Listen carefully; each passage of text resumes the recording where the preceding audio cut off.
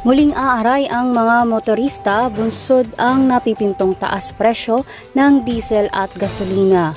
Inanunsyo ng mga kumpanya na langis ang muling pagtataas presyo sa produkto ng petrolyo ngayong linggo.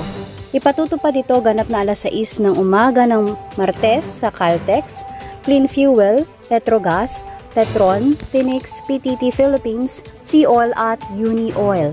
Sa pesos at 10 centavos ang itataas sa presyo ng diesel kada litro at piso at 40 centavos naman sa gasolina kada litro. Samantalang sa pesos at 10 centavos naman ang itataas ng kerosene kada litro sa mga kumpanya ng Caltex, Flying V, Petron at Sea-Oil.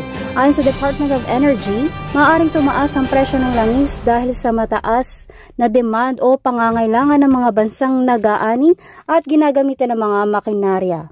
At yan po ang latest update para sa WLO. Magandang umaga. Ako po si Chris Elijah para sa mga balitang may kwento.